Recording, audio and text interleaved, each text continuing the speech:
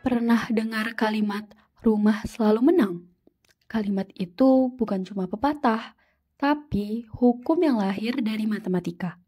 Dalam video ini, kita bakal bahas 4 konsep yang menjelaskan kenapa sistem judi selalu diuntungkan. Setiap permainan judi punya satu rumus rahasia yang membuatnya menguntungkan bagi penyelenggara. Dan rumus itu disebut house edge.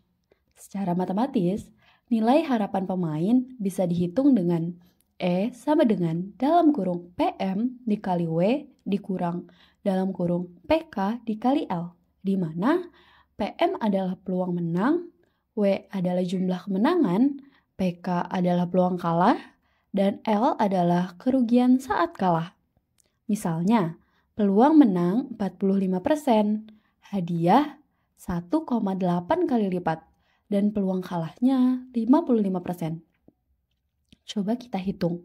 E sama dengan dalam kurung 0,45 dikali 1,8 dikurang dalam kurung 0,55 dikali 1. Mendapatkan hasil 0,81 dikurang 0,55 yang menunjukkan hasil akhirnya minus 0,24. Artinya, setiap kali kamu bermain Rp100.000, kamu kehilangan rata-rata Rp24.000. Kecil memang, tapi kalau diulang ribuan kali oleh ribuan pemain, rumah tetap menang besar. Sekarang, kamu mungkin berpikir, tapi kan bisa aja aku menang besar sekali.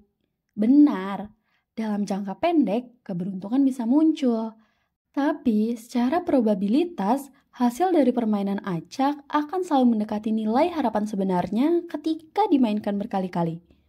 Inilah yang disebut hukum bilangan besar atau law of large numbers.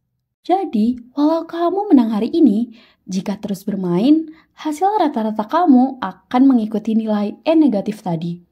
Statistik memastikan satu hal. Semakin lama kamu bermain, semakin pasti kamu kalah. Lalu muncul pertanyaan, kalau peluangnya kecil dan matematikanya jelas rugi, kenapa banyak orang yang tetap bermain? Jawabannya ada di teori ekonomi. Expected utility. Secara sederhana, manusia tidak berpikir dalam angka, tapi dalam perasaan nilai. Rumus sederhananya, U besar sama dengan P dikali U kecil gain dikurang dalam kurung 1 min P dikali U kecil loss, di mana fungsi U tidak linear. Kita cenderung lebih senang dengan kemungkinan menang besar, meskipun peluangnya kecil, daripada hasil kecil tapi pasti. Selain itu, phenomenal loss aversion membuat orang sulit berhenti. Ketika kalah, pemain terdorong untuk balik modal agar rasa rugi hilang. Padahal justru makin rugi secara matematis. Terakhir, konsep House of Information. Kalau 3 poin sebelumnya menjelaskan kenapa sistem menang, yang satu ini menjelaskan kenapa pemain tidak sadar sedang kalah. Penyelenggara punya kendali penuh atas data dan algoritma permainan. Mereka tahu pola taruhan, frekuensi bermain, dan kapan pemain berhenti.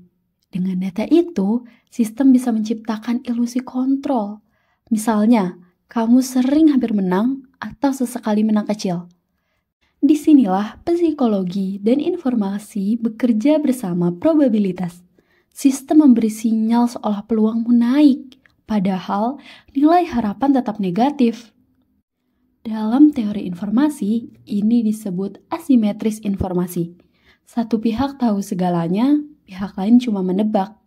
Dan itulah sebabnya dalam dunia perjudian yang menang bukan keberuntungan, tapi sistem yang didesain dengan cermat. Keberuntungan mungkin membuatmu menang hari ini, tapi matematika memastikan kamu kalah di akhir permainan. Karena dalam dunia yang diatur oleh probabilitas dan informasi, hoki bukanlah keajaiban, tapi ilusi dari sistem yang sudah lama menghitung peluang lebih dulu dari kamu.